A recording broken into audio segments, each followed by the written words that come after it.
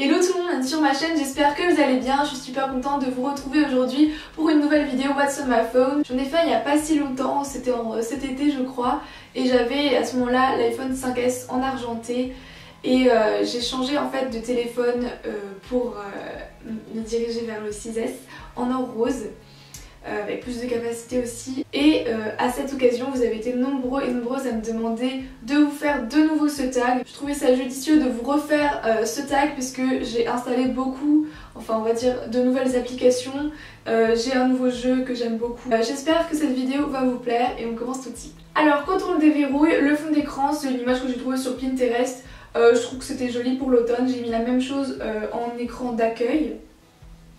Donc la plupart des applications de la première page c'est les mêmes que mon ancien téléphone, rien d'original. Alors la première application c'est l'application calendrier. D'ailleurs j'ai tous mes cours en fait et c'est vachement pratique, c'est mon agenda en fait. Les devoirs à faire je les note dans mon agenda, mais là c'est vraiment histoire d'avoir mon emploi du temps puisqu'il est synchronisé avec notre ENT à la fac. C'est vraiment super pratique parce qu'en plus quand je glisse vers la gauche dans mon calendrier, donc là ça marque aucun événement parce que ça marque les événements de la journée.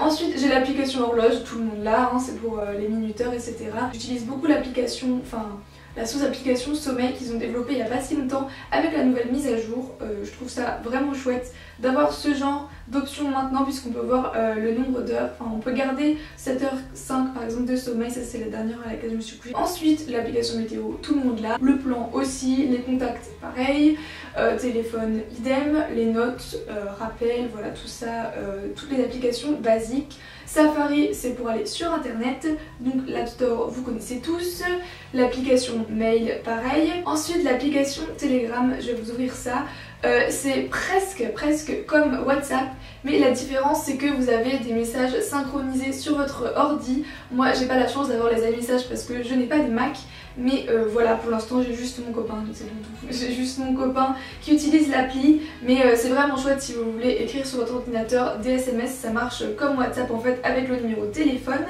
Ensuite l'application message, WhatsApp justement, moi c'est surtout pour parler à l'étranger. L'application Messenger c'est relié à Facebook, tout le monde connaît. L'application Groups c'est un petit peu moins connu, c'est pour les groupes Facebook. Moi j'utilise beaucoup pour le Free Market de Strasbourg. Et pour les groupes de ma promotion en fait, de mon école de commerce. C'est vraiment super pratique. Snapchat, je pense que vous connaissez tous. Si vous voulez m'ajouter, vous avez mon pseudo juste là et mon snap code, donc vous pouvez le snapper, ça vous permettra de m'ajouter. Ensuite, Instagram, vous connaissez tous, c'est mon appli préférée. D'ailleurs, si vous ne me suivez pas, mon pseudo c'est toujours le même. Facebook, tout le monde connaît. Twitter, tout le monde connaît. YouTube, je crois que vous connaissez, il me semble. Ensuite, Musical.ly, tout le monde connaît. Moi, j'ai un compte seulement pour en regarder. J'y vais très rarement dessus parce que j'ai déjà essayé plusieurs fois de faire des Musical.ly et c'était vraiment ridicule. Pinterest, vous connaissez tous, je pense aussi. Rien de nouveau là-dedans. Voilà, moi j'utilise beaucoup pour des recettes et les DIY, mode un petit peu moins, déco aussi j'adore. Vous pouvez me suivre, mon pseudo c'est toujours le même. Donc là j'ai mes derniers pins par exemple, j'avais envie de refaire cette recette, donc une pumpkin pie, pareil pumpkin spice mug cake, j'aurais trop envie de le faire. Et puis voilà. Ensuite qu'est-ce que j'ai d'autre? Le dossier ici, c'est tout ce qui a attrait à YouTube. Alors Studio, je vous en ai déjà parlé. C'est pour gérer les commentaires en fait. Ça me donne une notification à chaque fois que j'ai un nouveau commentaire sur une nouvelle vidéo. Donc je peux liker, modérer, répondre. AdSense, c'est relié à YouTube. C'est pour connaître mes statistiques en fait, un peu plus précises que Studio. Ensuite, l'application Page, c'est pour gérer ma page Facebook Camille Hortense. Alors je suis pas trop active dessus, je vous rappelle toujours quand je sors une nouvelle vidéo et je vous pose des questions, des sondages etc. Vous pouvez aussi me parler sur Facebook, mais je préfère quand vous me parlez sur Snapchat ou en commentaire, c'est un peu mieux quand même. Ensuite abonnés, ça me donne des statistiques sur mes abonnés Instagram. D'ailleurs ça fait une semaine que j'ai pas mis de photos, il faudrait peut-être que je me bouge. D'ailleurs la semaine prochaine je vous ferai une vidéo sur comment j'édite mes photos Instagram. Ensuite l'application Vidéaste, je l'ai découverte il n'y a pas si longtemps grâce à une vidéo de Sundy Jules. J'aime trop cette appli. En fait avant j'allais sur lifecounts.net, mais en fait cette appli elle le fait pour nous. Elle me donne le nombre de mes abonnés actuellement et donc vous pouvez voir que là j'en ai bientôt 19 000, tout juste, presque. D'ailleurs si vous n'êtes pas abonné à ma chaîne vous pouvez le faire, hein, n'hésitez pas. PayPal c'est pour gérer des paiements, c'est pour en recevoir et faire des virements etc. Et Octoly, alors je vous en ai déjà parlé dans ma dernière vidéo revue, c'est ce qui me permet de commander des produits de beauté surtout gratuitement en fait, en échange d'en parler dans une vidéo, mais pas en parler tout court, en faire une revue. Donc vous pouvez voir que là j'ai 0 crédit, c'est en haut la petite pièce jaune. Et sinon ici vous pouvez voir tout ce que j'ai commandé, donc je vous en parlerai bientôt. Dans les archivés, je crois qu'il y a les commandes refusées ou annulées parce que j'avais jamais eu de réponse. Oui, donc je voulais vous montrer comment les produits, comment ça fonctionne. Par exemple, quand je vais sur le rouge à lèvres ELF ici, il y a marqué qu'il y a 6 produits restants sur 10 de disponibles. Le truc il coûte 5 €, c'est pas un rouge à lèvres, c'est un exfoliant. Et il y a 33% des candidats qui sont acceptés. Les candidats en fait c'est que lorsque vous cliquez sur un produit pour le commander, vous ne le recevez pas tout de suite, il faut que la marque accepte. Donc par exemple Yves Saint Laurent m'avait refusé, ou alors Bumble & Bumble, etc. D'ailleurs si jamais vous avez envie de rejoindre ce site, que vous êtes youtubeuse ou youtubeur beauté, vous pouvez m'envoyer vos coordonnées et on en parlera ensemble, parce que si jamais vous vous inscrivez, je vais y arriver sur Octoly, grâce à moi vous aurez 5 points Octoly, voilà. Attendez, je vais revoir ça avec vous. Donc à chaque fois qu'un de mes amis s'inscrira sur Octoly, il gagne 5 octopoints, j'en gagne 20. Et donc les cartes cadeaux sont valables sur Amazon ou Sephora. Moi je trouve que ça vaut le coup. Et puis sinon en bas il y a les musiques, les photos, l'appareil photo, les réglages, tout le monde connaît. Ensuite l'application Clue, beaucoup de personnes en ont parlé, j'en ai déjà parlé, c'est pour suivre votre cycle menstruel si vous êtes une fille. C'est vraiment super pratique pour noter quand est-ce que vous avez vos règles et suivre l'évolution, savoir combien de temps dure votre cycle, si vous êtes régulière, etc. Santé, c'est une application propre à YouTube, je ne sais pas s'il y en a une sur les Android, je ne crois pas, mais il y a un équivalent. L'analyse du sommeil, moi c'est, voilà, ça compte le nombre de pas que vous faites, les âges montés, ouais. Voilà. L'application Seven, j'en ai aussi déjà parlé. D'ailleurs, si vous n'avez pas vu la vidéo, vous pouvez la voir juste là. Je vous la mets juste ici en fiche. Puis après, il y a toutes les applications photos que j'utilise pour éditer mes photos. Shazam, tout le monde connaît. Dropbox, c'est pour transférer des photos, des fichiers de votre ordi à votre téléphone. Enfin, moi j'utilise pour ça. Non, pour être plus précise, c'est un cloud. Alors moi ça c'est mes dossiers que j'utilise pour les avoir partout avec moi. Vous pouvez l'avoir sur votre tablette, sur votre téléphone, sur votre ordi, il suffit d'avoir l'application Dropbox et vous pouvez faire des dossiers partagés, donc ça c'est vraiment pratique si vous voulez envoyer des photos à quelqu'un et éviter de les mettre une par une dans un mail ou par SMS, parce que vous n'avez pas forcément les SMS pardon, de tout le monde. Vous pouvez les mettre sur Dropbox, partager un dossier avec plusieurs amis, juste par l'adresse mail en fait, mais c'est beaucoup plus simple, vous leur envoyez juste le lien de votre dossier partagé sur Dropbox et puis la personne le reçoit.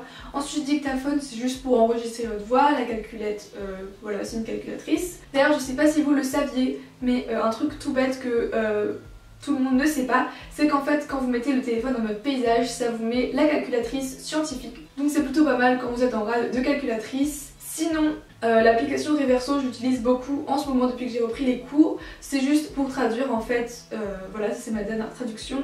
C'est pour traduire d'une langue à une autre, c'est tout simplement un traducteur un peu mieux que Google Traduction à mon humble avis. C'est beaucoup mieux même parce que ça vous donne des exemples en fait dans son contexte. Donc je vais vous en parler un peu plus. Par exemple, je ne sais pas, on va mettre outcome. Vous pouvez même écouter, j'ai jamais fait ça, attendez on va essayer. This misapprehension confuses outcome with process. Ça marche pas très bien. Ensuite, l'application Affluence, je crois que j'en avais déjà parlé. Pour faire court, c'est juste pour connaître l'occupation des bibliothèques dans votre ville. Ils l'ont ouvert à la Suisse récemment, c'est vraiment super pratique. Moi j'ai mes 2 bibliothèques favorites juste là. Et puis il y a les prédictions d'occupation, c'est vraiment super cool. Sinon Rango c'est pour connaître les horaires des trams, bus, moi j'utilise souvent pour les itinéraires. Ensuite la fourchette c'est pour repérer des restos, les réserver depuis le site et ça c'est vraiment super, je vous en ai aussi parlé je crois déjà. Donc ça vous propose où dîner, ça vous donne en fait des réductions qu'ils font sur certains menus et c'est vraiment super. Moi j'adore.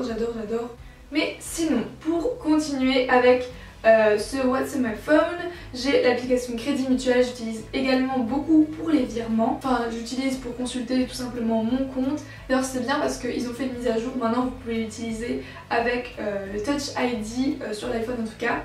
Et c'est vraiment bien. Vous avez aussi, attendez je vous montre, je m'identifie, voilà.